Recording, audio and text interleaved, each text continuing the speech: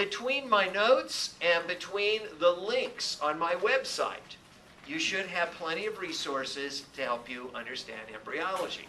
Embryology is a fascinating subject. It is a little bit more complicated. And I will say this about embryology. What is embryology? As we wrote, it's prenatal development. That means development before birth, prenatal. And however you thought a baby forms, it's probably, in reality, nothing like what you imagined as far as how a baby forms. All right, now, this picture here is a dirty picture, so don't show it to your parents. This is a guy having intercourse with a woman.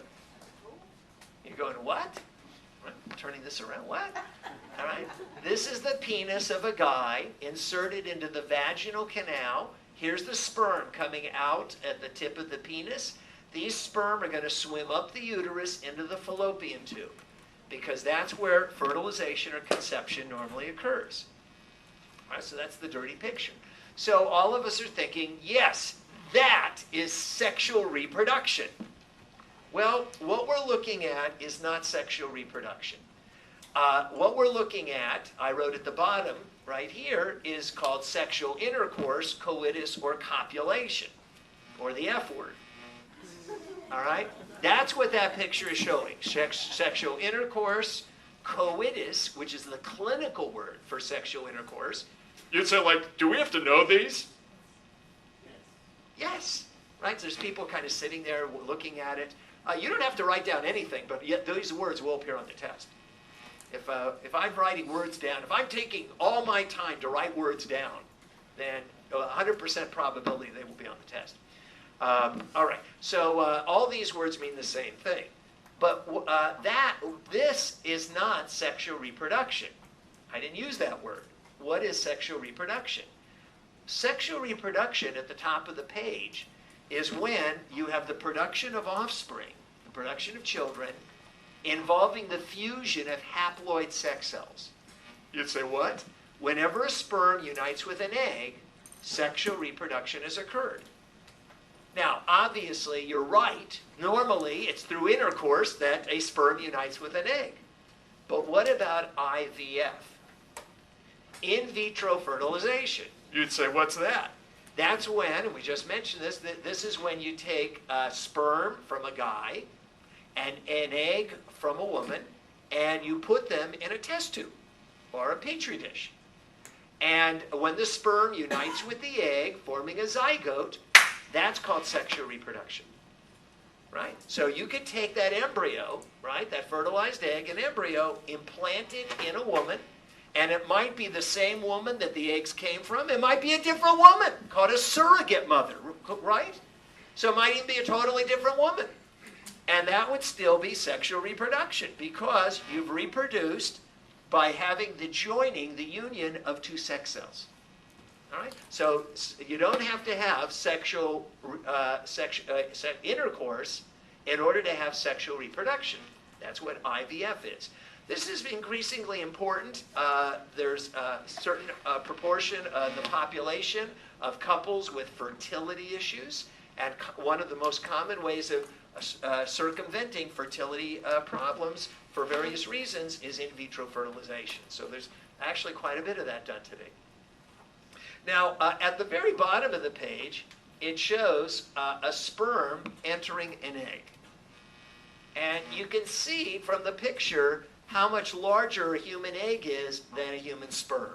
As we're going to see in a moment, a human egg is the largest of all human cells, and a human sperm is the smallest of all human cells. So they're at the extreme end. And then normally, if there's a lot of sperm that surround an egg, only one sperm penetrates or enters penetrates the cell membrane of the egg, and the head of the sperm enters, and that's it. On the next page, page C2, this is old stuff.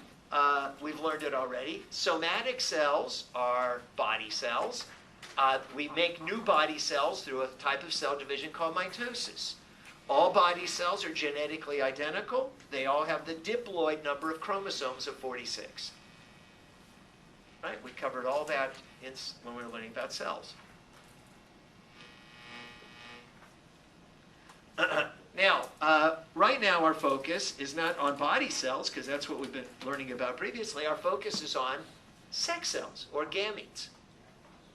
Sex cells have the haploid number of chromosomes, or chromatids, pieces of DNA.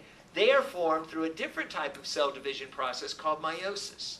And meiosis, the process by which body cells in the reproductive organs or gonads develop into haploid sex cells, that's called meiosis.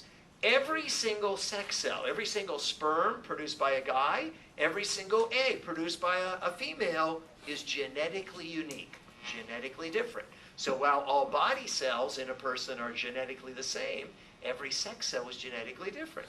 I think we mentioned before that if your parents were to have 1,000 children, they'd be tired, we said. But not only would they be tired, if they had 1,000 children, every one of those children would be a little bit different genetically from each other, a different combination of genetic traits from the two parents. And so every brother and every sister would be different. And they are. All right, now let's take a look at the bottom right. On the bottom right, so you can see on the very bottom right the difference in relative size of a human sperm and an egg. These are really the two extreme ranges of sizes of human cells. Most human cells are somewhere between. They're bigger than the sperm and smaller than the egg. Right above this, it shows a larger view, but they're not proportional the way they're drawn. Let's look at the sperm. This is the tail or flagella. All right, so we got as far as page C2, and we were talking about meiosis. So where's that? That's this term right here. Meiosis is the name of the type of cell division by which we make sex cells in our reproductive organs. And to remind you, we compared and contrasted how sperm are formed in the testes versus how eggs, ova, are formed in the ovaries. And we said that in both cases it begins with a body cell. The body cell has already duplicated the chromatids, so there's not 46 but 92. But then what happens is it goes through two consecutive cell divisions without duplicating any chromatids in between. So we go from 92 to 2 cells with 46, and then 4 cells each with 23, the haploid number. That's a little bit more complicated than what I'm saying. If you covered meiosis in more detail in biology or had a majors bio class, I'm actually leaving out stuff. But this is the bottom line for our purposes. We end up in the making of sperm with 4 tiny little sperm. The main distinction in making the egg, in contrast to the sperm, is that every time the cell divides, those 2 times, it divides unequally. So we end up with one really large egg, which is the largest of all human cells, and 3 tiny, tiny polar bodies which simply die. Then we raise the question, well, okay, fine, why did the egg need to be so large compared to a sperm? And the way that I answered this, you'll remember, is I asked the question, well, which parent usually, the mother or the father, devotes more time and attention to raising the children? And most of us probably said the mother. And which parent, the mother or the father, was more commonly involved in bottle feeding, certainly breastfeeding, but bottle feeding, the mother. Which parent carried that baby within them for 9 months? The mother. So the mother seems to have a record of having much more invested in the raising and creation of those children. And this begins even at the level of the sperm and the egg. We said all that a sperm contributes is 23 chromosomes, 23 pieces of chromatids, and the egg not only contributes 23 chromosomes that are in the nucleus, it contributes all the cytoplasm with all the nourishment and even the little organelles inside the cytoplasm, such as mitochondria, which contain mitochondrial DNA. So from the very beginning, the mother is more invested in making sure this embryo is going to develop and succeed. Any questions on that? That takes us to page C3. And on C3, and we've looked at this picture on C3 previously. This is showing the female reproductive system.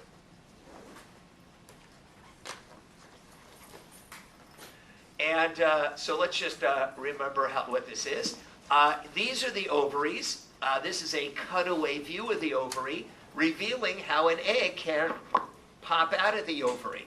Now, these are the fallopian tubes, also known as the oviducts. Also known as the oviducts, even are also known as uterine tubes.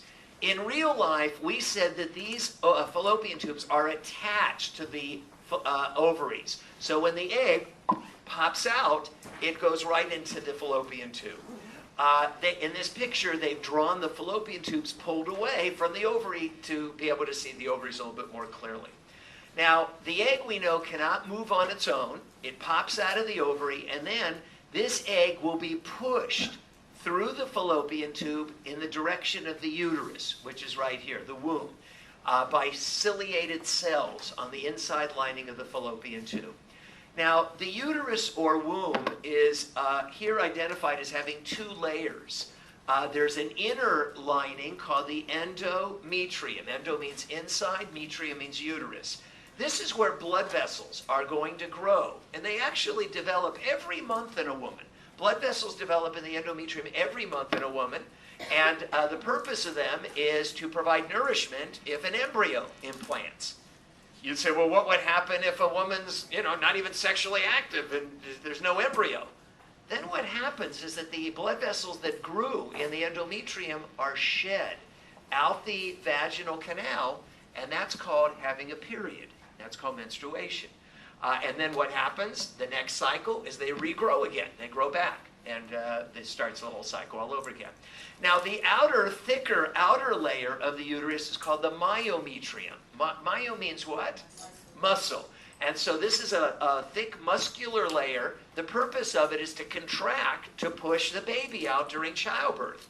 Of course, sometimes the myometrium, that muscular wall, contracts even when a woman's not in the middle of labor contractions, giving birth, and that's just called uterine cramping. All right, cramping of the uterus. So but it's a muscle, and just like you can have a calf muscle cramp or an intestinal muscle, so can the uterine muscle. The lower part of the uterus is called the cervix. That's where it opens to the vaginal canal or vagina, the birth canal. And the most notable thing about the cervix is that it is one of the more common locations where cancer can develop in women. And so that's called cervical cancer. Now, in this photomicrograph in the middle of the page on the right, this shows the egg. This is the egg, and it's surrounded by all these much smaller sperm. And even though only one sperm actually penetrates that egg, and we had learned last class meeting that there are enzymes in the acrosome at the tip of the head of the sperm that allows the sperm to penetrate the egg. In order for one sperm to penetrate that egg, the egg has to be surrounded by a lot of sperm for some reason. If you just put one sperm in a petri dish with an egg, that one sperm by itself cannot penetrate the egg. And technically they call this capacitation, the fact that you need a lot of sperm. We're not sure exactly why you need a lot of sperm for one to enter. My theory is that sperm are kind of shy, and so in order for one to penetrate the egg, it has to be backed up by a lot of other sperm going, go, go, go, go, go, go. And so they kind of cheer one sperm on to penetrate. What's it called? Capacitation. You don't have to know that term. But normally only one sperm enters. We had actually had a picture of that on the bottom of C1. On the very bottom of C1, there it shows the one. Here's a whole bunch of other sperm surrounding the egg, but only one is penetrating. That was on the bottom of C1. And that takes us to page C4. Now, on the top of C4, I am not going to talk about the menstrual cycle. That's what this calendar of dates is about, is the menstrual cycle. That's a subject that you should have learned a little bit about in biology. It is a subject you will certainly hear more about in physiology. But that's outside the scope of this anatomy class. But what we are going to talk about is how the embryo develops. Now, we've also looked at this picture previously. This is C4.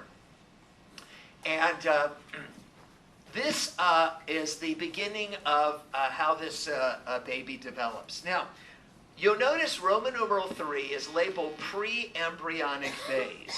We're actually going to divide the development of the human baby into 3 phases. And I'll just write the 3 phases right here. The 3 phases are, number 1, the Pre Embryonic Phase.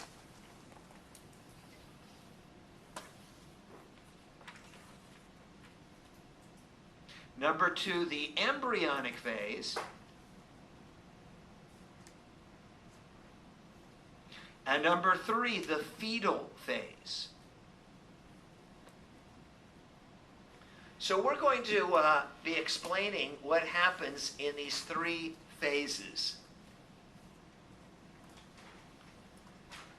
of development. And if you're thinking you didn't write those very clearly, you'll see that as we walk through this lecture outline, you'll see these all written very clearly as we move forward.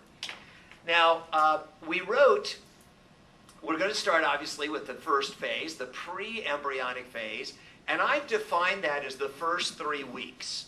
Now, in fact, some books call it only the first 2 weeks, but we're going to say the first 3 weeks of development. So let's go week by week. What happens during the first week of embryonic development? So here we see an egg, right? The egg has been ovulated out of the ovary. It's in the fallopian tube, and a sperm is uniting with it. And so that is called fertilization. That's called fertilization. A fertilized egg becomes known as a zygote. Zygote is the first body cell or somatic cell of a potentially new person. So the very first body cell is called the zygote. And then this body cell, this zygote, is going to divide and become 2 body cells. And those 2 body cells are going to divide and become 4 body cells. And they'll divide and become 8. And they become 16, 32, 64, 128, 256, 512, 1096. And it just keeps doubling. What do we call the type of cell division that results in the formation of more genetically identical body cells? Mitosis. All right? In contrast to meiosis, which is how we make sex cells. Now, just as the egg cannot move on its own, neither can the embryo. So again, it's the ciliated cells on the inside lining of the fallopian tube that are pushing this embryo in the direction of the uterus. We had previously mentioned that failure of the embryo to be pushed in the fallopian tube, it would just start to develop and stay in the fallopian tube, and that would be known as a tubal or ectopic pregnancy. It takes about 1 week for this embryo to reach the uterus. And at the end of the first week, this so-called blastocyst stage of the embryo implants in the endometrial lining of the uterus.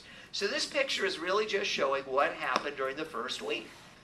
Now, once the blastocyst implants, then it can be nourished by the mother's bloodstream. But what it's actually living off of as it develops and moves, is being pushed through the fallopian tube, it's living off the stored nutrients that were in that egg. And that's why that egg had to have that stored nutrients. The sperm of the father didn't care. But the egg of the mother cares that it be able to live for that first week until it implants. Now, you'll notice that it becomes a little ball of cells here called a morula. The word morula is Latin for mulberry, kind of like a little raspberry. Kind of looks like a little ball of cells.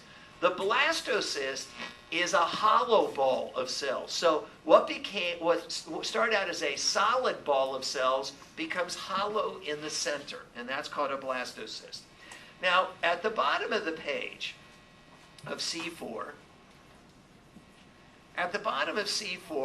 I've indicated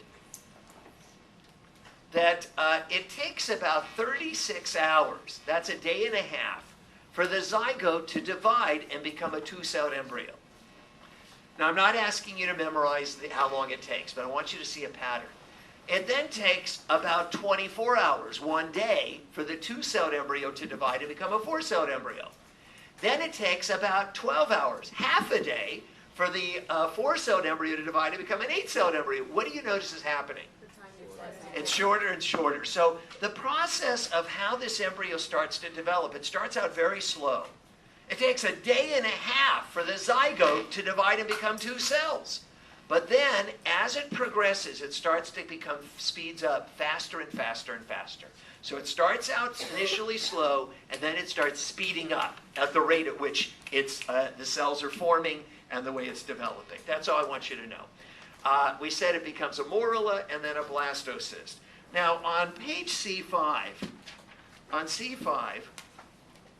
so in the middle picture on C5, this is showing the blastocyst on the outside. So from the outside, it looks like a ball of cells, right? But if we make a cross-section through it to see what's on the inside, it's actually, as it shows right on the top right, it is hollow in the center. This is called a blastocyst. And so it's a hollow ball. It's like a basketball, right? A basketball's got air in the inside. So it's not a solid ball of cells. From the outside, it looks like this. A cutaway cross-sectional view reveals that it's hollow in the center. Now, all of these cells had developed from the zygote, right? All of these are the baby cells. But actually, most of these cells of the blastocyst will not become the actual baby. You say, well, then what will they become? Most of these cells are going to become sacs and umbilical cords that will support the baby. But they are all made up of the baby cells. Specifically, this outer layer of cells is called the Trophoblast Layer. You'd say, like, do we have to know that? Yes. So this outer layer of cells on the outside of the blastocyst is called the Trophoblast Layer. That will become the Chorionic Sac. This outer Chorionic Sac around the baby.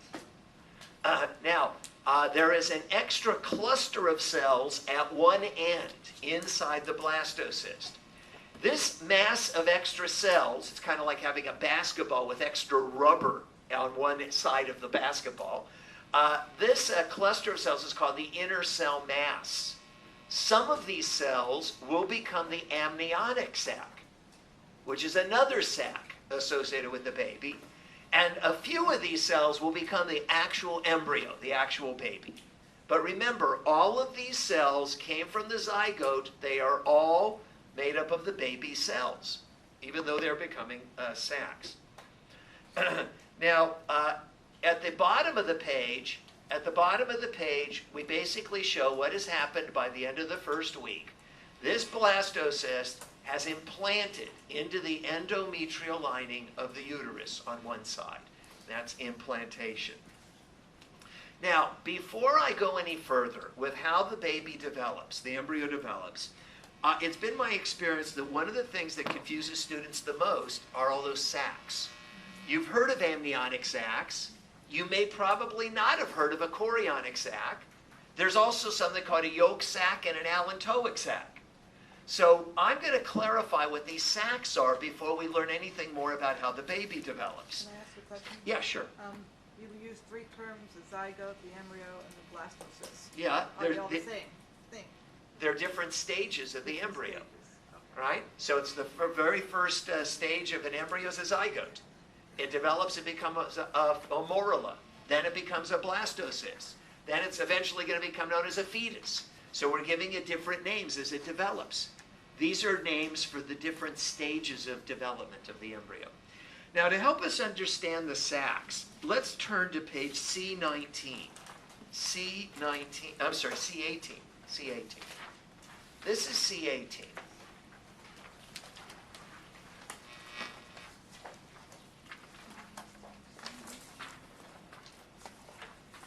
And you'll notice that on C18,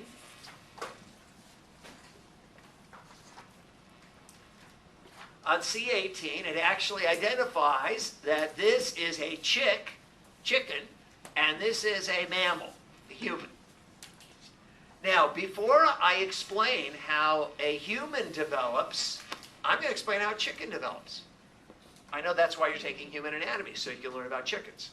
But that's actually going to help you understand this. So let's focus our attention in the picture on the left. So how does a little chick develop? The chick embryo develops inside of a fluid-filled sac called the amnion, or amniotic sac. So the amniotic sac is filled with fluid, and inside is where the baby, the embryo, in this case a chicken, is developing.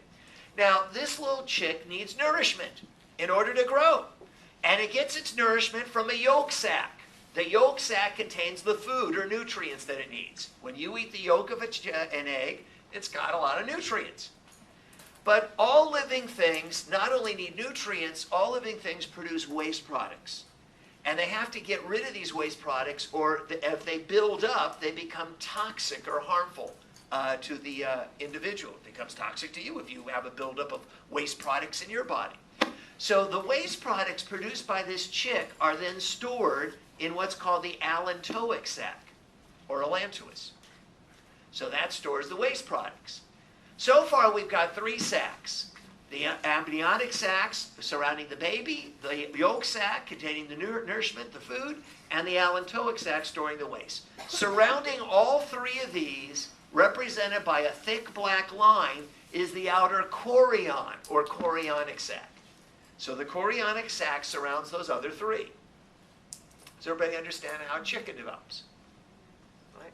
Now, let's see in contrast what happens in a human baby. Just like the chicken, the human baby develops in a fluid-filled amniotic sac, identical. And just as there was this outer sac surrounding the amniotic sac here, represented by the thick black line called a chorionic sac, there is similarly an outer chorionic sac around the human baby. So you'll notice that there are actually 2 sacs surrounding the embryo. The inner amniotic sac and the outer chorionic sac, represented by the thick black line. Yeah. So for the embryonic amniotic sac for the human, it's that all. Right here. It's labeled. No, I know. I didn't know if it was that black line or. This one here. It's pointing to it, and this is the chorion. On the inside though too. This is the amniotic sac. Yeah, okay, I was just confused. Yeah. Right? Just like this. Inner amniotic, outer chorionic. Now, here's what happens in mammals, including humans. The outer chorionic sac develops these finger-like projections on one side of the chorionic sac. These finger-like projections are called chorionic villi. You'd say, is that written there? Yes, it is. There's the word, chorionic villi. What does the word villi mean? Finger-like. Right? These are finger-like projections. Once we tell you what a term means, because we first used that term, microvilli. Right? So that villi term is going to appear over and over in different contexts for different purposes. So these finger-like projections grow off the chorionic sac on one side of the chorionic sac. Now, you'd say, okay, what's that for? So what's going to happen is, first of all, this is the umbilical cord. The umbilical cord is coming off the belly side, the belly of the baby. You know where it is. You know at least where it was. Just put your finger in your belly button. That's where the umbilical cord used to be attached, where your belly button is. Now, inside the umbilical cord is a collapsed yolk sac. It's there. It's in the umbilical cord. Also, inside the umbilical cord is a collapsed allantoic sac. It's there. But as far as we're concerned, they don't have any function. That's not really totally true, but for our purposes, they don't have a function. The reason why the human baby doesn't need the yolk sac for nourishment is because it's going to get its nourishment from the mother.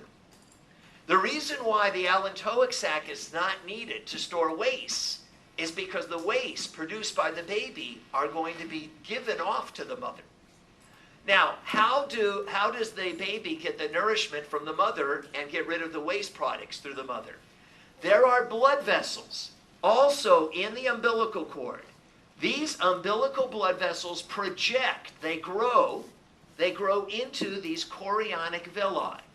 So blood vessels develop from the embryo, the human baby, through the umbilical cord and project into these finger-like projections of the outer chorionic sac. So we wrote that there are blood vessels in the chorionic villi. Now this makes up what is called the fetal portion of the placenta. You'd say, what's that? We'll get to it. Now, this blastocyst has implanted into the endometrium of the uterus, right? The inner lining of the uterus. And blood vessels have developed right here in the endometrium of the uterus of the mother. These are the so-called maternal blood vessels. Maternal means the mother's blood vessels. Now, the blood vessels of the mother do not connect. They do not connect to the blood vessels of the baby. They do not. They come very close. They project, but they don't connect. They don't connect. They come very, very close to one another. And it relies on diffusion. Diffusion, as you learn in biology, is simply when chemicals flow from an area of higher to lower concentration. So literally, oxygen and nutrients will diffuse out of the mother's bloodstream and then diffuse into the blood vessels of the baby, which are located right here in these chorionic villi. At the same time that oxygen and nutrients are flowing in from the mother into the baby's bloodstream, carbon dioxide and waste products are diffusing out down their concentration gradient from the baby's bloodstream into the mother's bloodstream. The blood vessels in this endometrial area of the uterus, technically this area, and you will have to know this term, but I'll have more to say about it, this area where these maternal blood vessels are located is called the Decidua Basalis of the endometrium. Yes, you'll need to know that term. So this, where the blood vessels, the maternal blood vessels are located, forms the maternal portion of the placenta. So the placenta, and I'm sure you've heard that term before, is the area where there's an exchange of nutrients and waste products between the baby and the mother and the baby. It is made up of two parts. There is the fetal portion of the placenta, that's the chorionic villi with blood vessels in them, and there's the maternal portion of the placenta, that's this area of the endometrium where the blood vessels of the mother are located. Together, that forms the placenta. Now, this relationship, this so-called placental relationship, develops, this is the most important thing that develops after implantation during the second week. Because obviously, if this placental relationship doesn't form, the embryo won't get its nourishment and it won't be able to continue developing. So this relationship, the growth of these chorionic villi, is occurring during the second week of development. So to summarize, there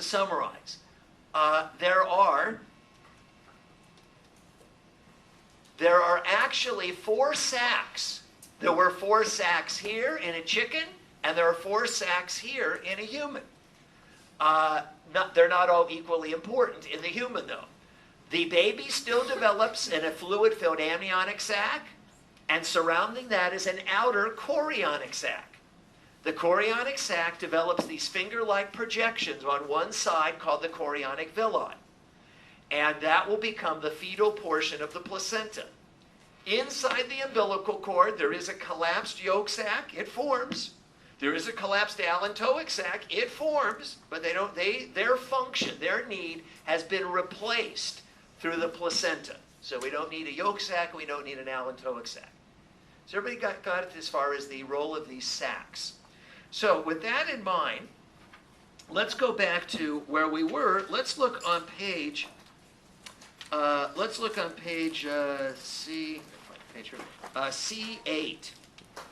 Page C8. You know, maybe just before we do C8, let's just show you one more picture, just to help you with the sacs. One more picture before we go to C8. Look on page C26. On C26.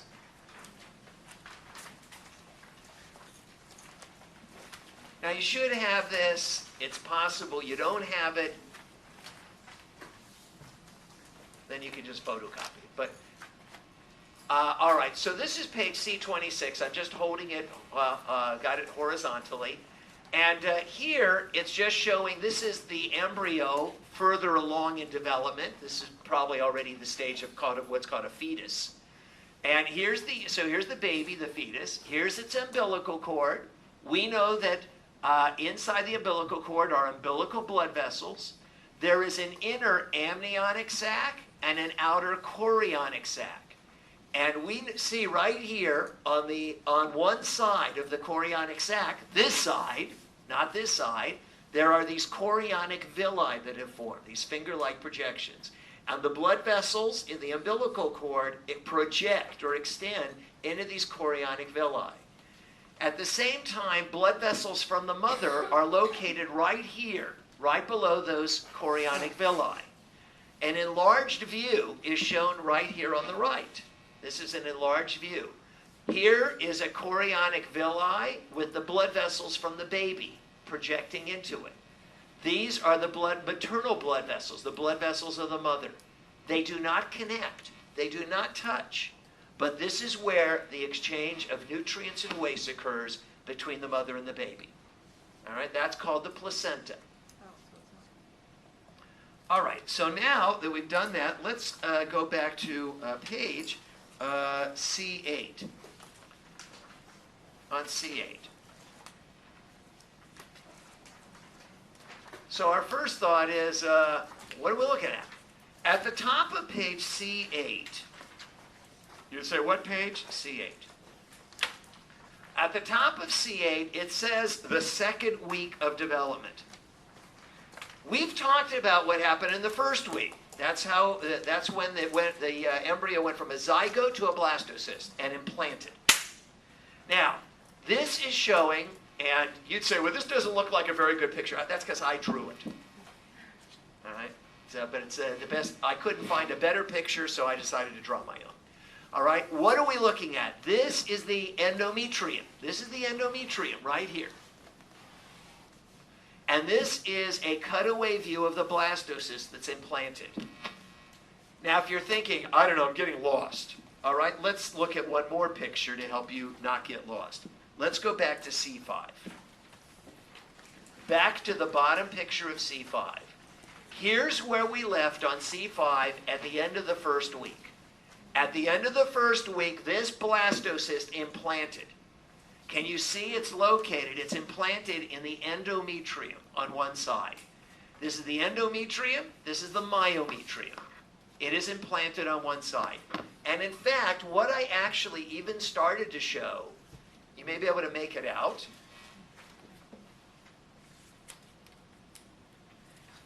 is I even started to show that once it implants, you see these little funny things sticking out? That's the chorionic villi starting to form. Once it implants, those chorionic villi, those finger-like projections, start to grow. That's going to form the fetal portion of the placenta, and the blood vessels of the mother are going to become most dense. Most of the blood vessels of the mother are going to be located right here, right next to those chorionic villi. What do we call this area? And I kind of drew some red here, where these blood vessels of the mother are developing. It's called the Decidua Basalis of the endometrium of the uterus. Because, obviously, this is all the endometrium right here. So if a doctor, if an OBGYN wants to be more precise, where are the blood vessels that are nourishing the baby? If they just say endometrium, where in the endometrium? Right here, in what's called the Decidua Basalis area. That's the area immediately opposite those developing chorionic villi. So it's in the Decidua Basalis area of the endometrium of the uterus, where the blood vessels of the mother develop. Now, there's names for everything. You'll notice that on this side,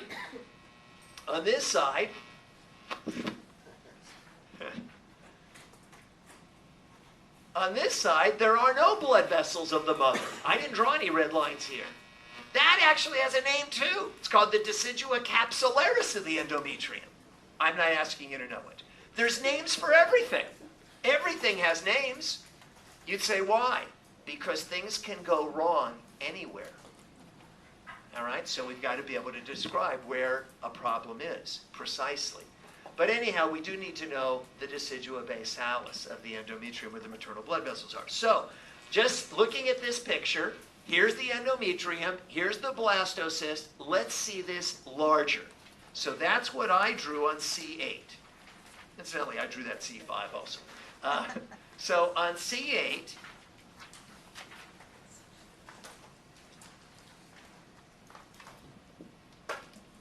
you'd say, well, like, I don't understand. This is the endometrium right here. So everybody got that? This is the blastocyst. And it's a cutaway view. It's a cutaway view so we can see what's going on the inside. It's a cutaway view. Now, you'll notice immediately, all right, so this outer part of the blastocyst is called the chorionic sac. And here, can you see? I've showed the chorionic villi, those finger-like projections growing. You'll notice that I tried to emphasize that all of this is made up of cells. So you can see each of the chorionic villi is made up of hundreds of cells. You know, just to give you a sense of scale.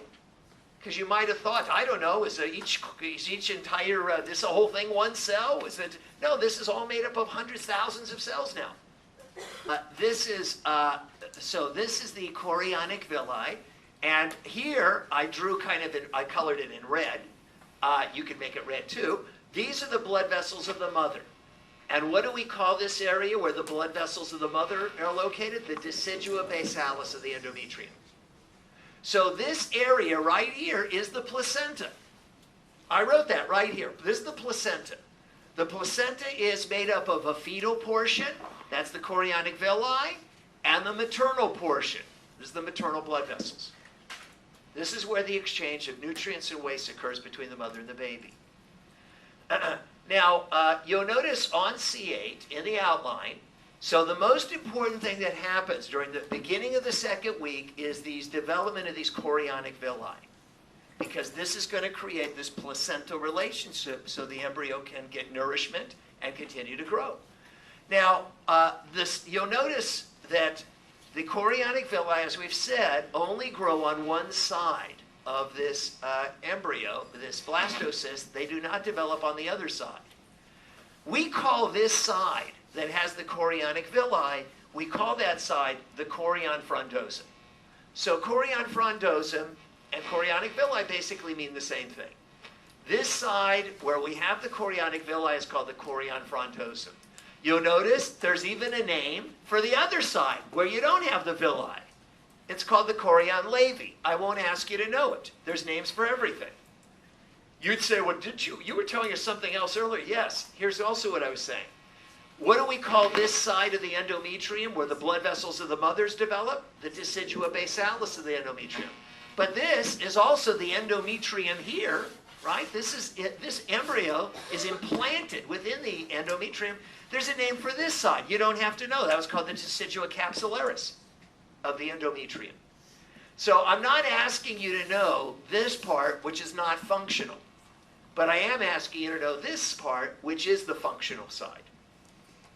Now, this was the most important thing that had to happen right in the second week after implantation. Basically, this forms the placenta. That is the membrane formed by the Chorion Frondosum and the Decidua Basalis.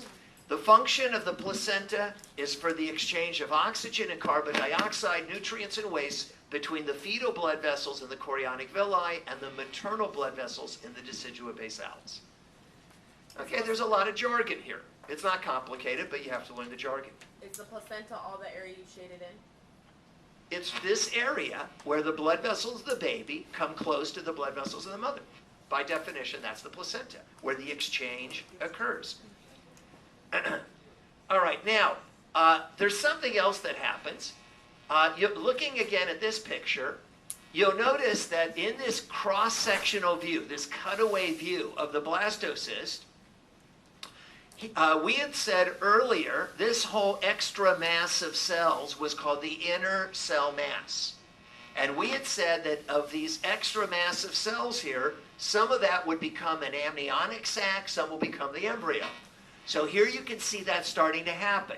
So this is the amniotic sac forming. This is the yolk sac forming. You remember it's got all these sacs? That's why we jumped to page C18 to show you there's not only a chorionic sac, an amniotic sac, a yolk sac, and an allantoic sac, and so these are forming.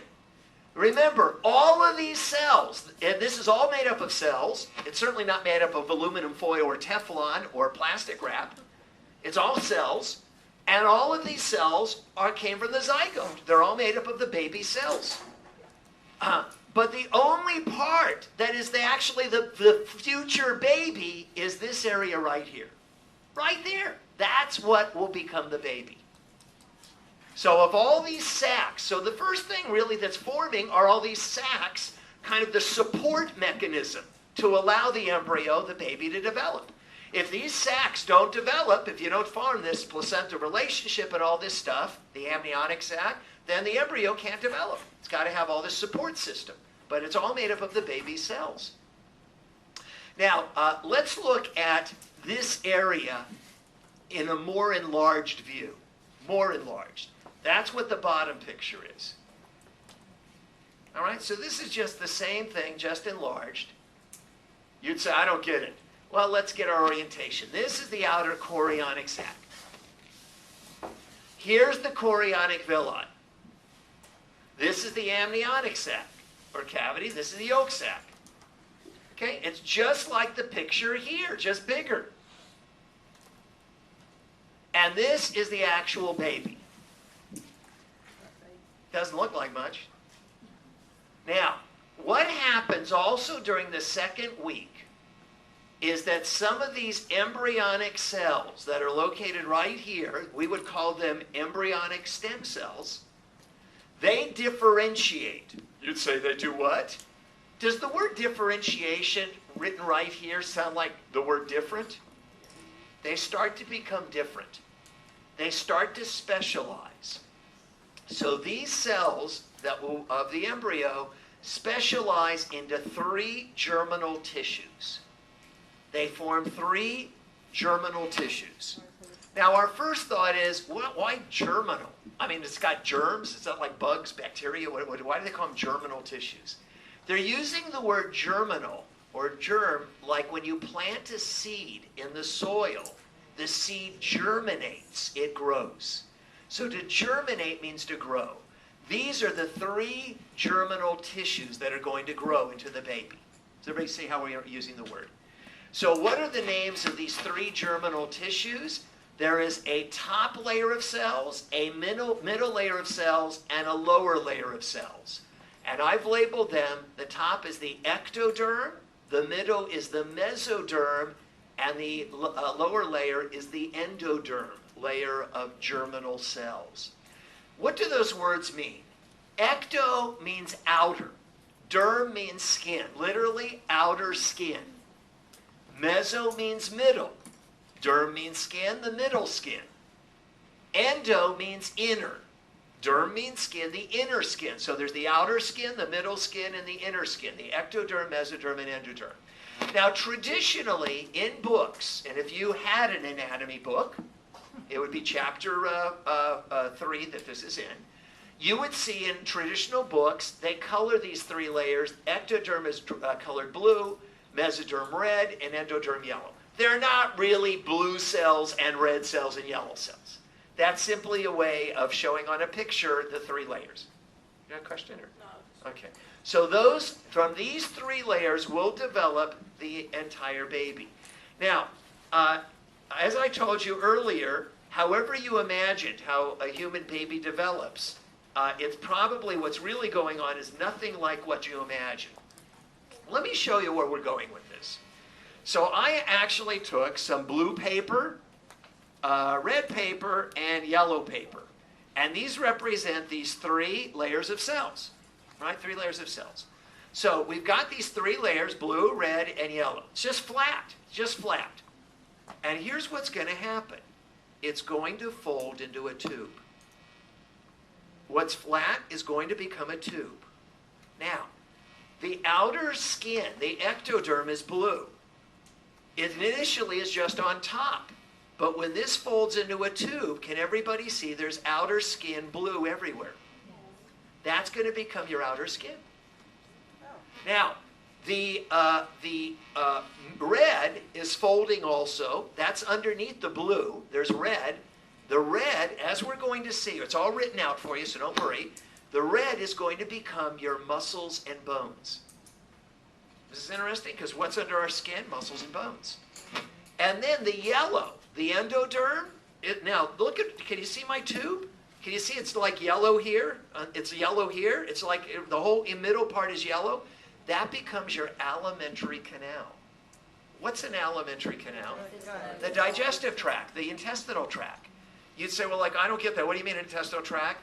This end is going to be the mouth, and this end is going to be the anus. Because your whole digestive tract is just one long tube that opens here and opens down there. And that's right in the middle. Now, that's not how you thought a baby developed, but that's how it does develop. It starts out as a flat layer called an embryonic disk and folds into a tube shape. Now, we're going to be seeing pictures of all this. So don't worry. You'd say, well, are you sure? Okay, we'll jump ahead and show you where it's all laid out. Turn to page C19. We're getting a little bit ahead of our story, but on C19. Where was the stem cells from? Just in that whole area? Or Huh? something about the stem cells coming from? Well, all these cells initially, before they differentiate, are called embryonic stem cells. Okay. Once they differentiate, they are no longer called stem cells. They are called ectodermal, mesodermal, or endodermal embryonic cells. So once an embryonic stem cell has become an ectodermal cell, it's limited to what it can develop into. Once it's developed, specialized to become a mesodermal embryonic cell, it's limited to what it can grow into. But before it specialized into ectoderm, mesoderm, and endoderm, those early embryonic stem cells could have become anything. Uh-huh. So does that mean that the umbilical cord still contains some of those? Absolutely. We talked about that, remember? Didn't we say that when a baby's born, they ask, do you want to have the umbilical cord of your newborn baby cryogenically frozen because it's made up of embryonic stem cells? Those cells could become anything, any organ of the body. But once it started to specialize, now it cannot become any kind of thing in the body. They're becoming more specialized. So the cells in the umbilical cord never differentiate, they just stay. Not in the umbilical cord. Yeah. Now, the idea is we can use them in the future and cause them to start changing into ectoderm, mesoderm, and endoderm, and then into whatever kind of cells we want. Now, on C19, C19 looks like this. Now, the top part looks like this. Whoa. And the bottom part looks like this. Now, we're going to go through all this, so don't worry about it yet. I've jumped ahead of ourselves. If you're wondering, like, what do I need to know? I'm not going to ask you to know this. You do not need to know the upper half. You will have to know the lower half. Obviously, as bad as the lower half looks, it doesn't look as bad as the top. But let's look at the top for a moment on C19. What is it showing? We had a fertilized egg, right? The zygote. It divided into a ball of cells called a morula, right? With those where we mentioned those stages already, a morula. And then the morula became a hollow ball of cells called a blastocyst. It was the blastocyst that implants in the endometrial lining of the womb. Remember how we said that there was an extra mass of cells at one end called the inner cell mass? Some of those cells in the inner cell mass become specialized into ectodermal cells, mesodermal cells, and endodermal cells. What this diagram shows is everything that the ectodermal cells develop into, everything that the mesodermal cells develop into, and everything that the endodermal cells develop into. So we've got a pretty good knowledge of exactly what these three layers, what organs are going to develop from these three layers. Right? So we can kind of see what's going on here. Obviously, this looks pretty darn complicated. We're going to keep it simple, so you'll notice, and we'll be going through this in more detail, but you'll notice that the ectoderm is going to become, among other things, the epidermis of the skin and the nervous system, interestingly. And in contrast, the endoderm is going to become the digestive system or alimentary canal. So page C6, this is page C6.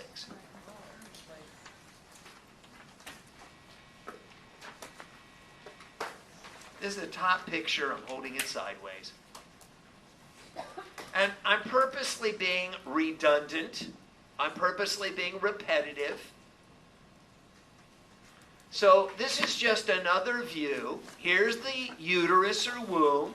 Here's the baby implanted. What do we see? Well, there is, first of all, remember, there are two sacs surrounding the baby. There is an outer chorionic sac and an inner amniotic sac, right? We had pictures of this that were very clear on C18 that we've covered already. We know that here's the umbilical cord. You can even see inside the umbilical cord, they're not labeled, but you can see a yolk sac and allantoic sac. We've already covered that. It was C18. It was a better picture. And on this side of the chorionic sac are these chorionic villi, these finger-like projections. Now, right here, opposite the chorionic villi, these are the maternal blood vessels growing. So this area, as I've labeled it right here, this area is called the placenta.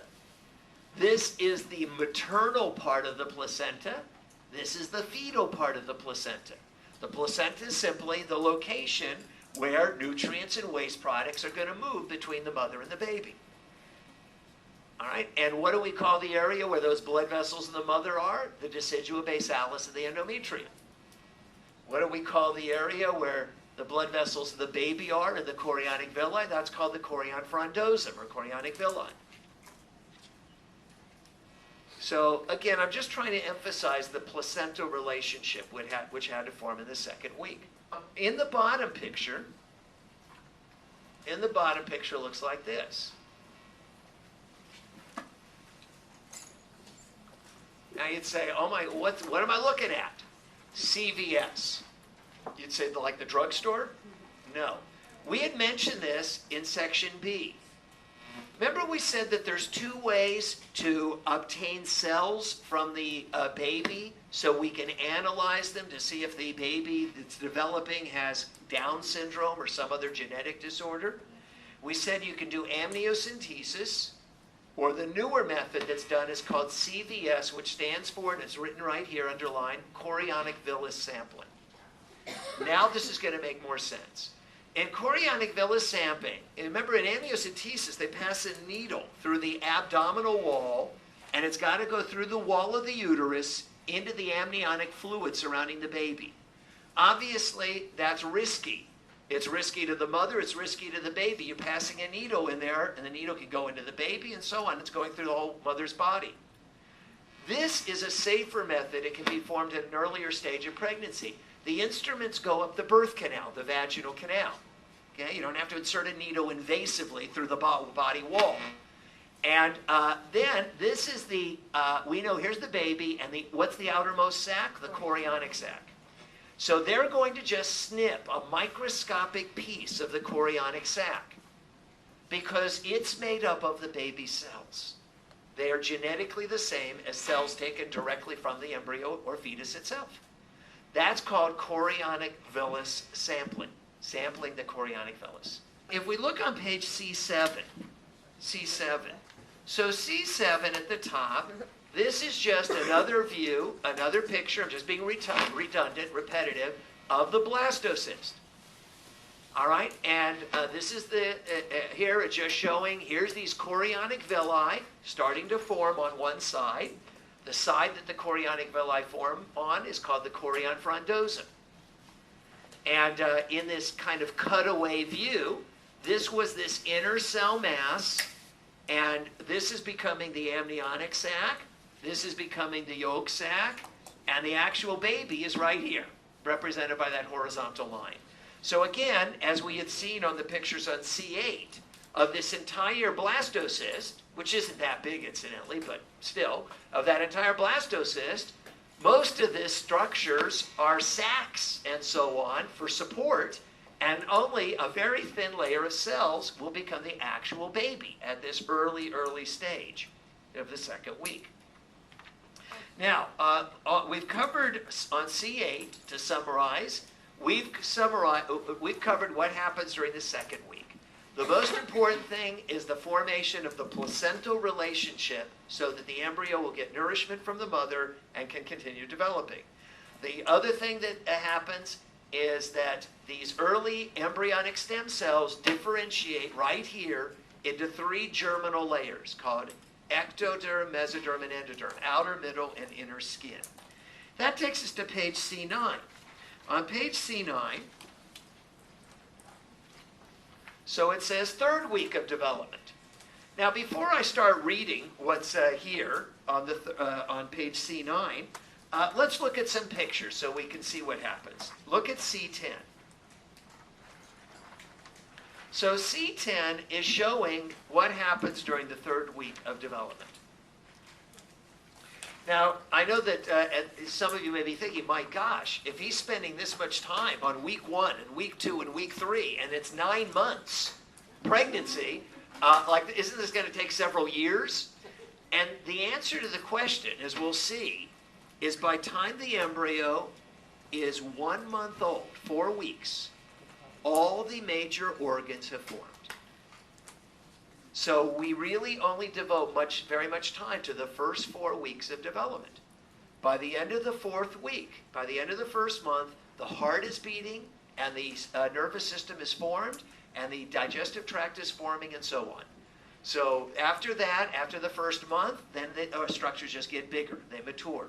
But they're all forming in these early stages. All right, so this is the 3rd week. Now, what this shows, here's the outer chorionic sac. I didn't draw the details. I didn't show chorionic villi, because now our main focus is this embryonic disc. That's our main focus now. And here we see this is the amniotic sac here. This is the yolk sac here. But what's really important is this embryonic disc made up of ectoderm, mesoderm, and endoderm. Now, you can see that this is going to change to this. And you might say, I don't get that. It's exactly what I was showing you. This is a flat disc right here. Can you see it starting to fold? Can you make that out, how it's folding? See this? Can you see how it's starting to fold? So, literally, right, just drawing arrows, this is starting to fold into a tube shape. And if we look down here, can everybody see that it's becoming a tube shape?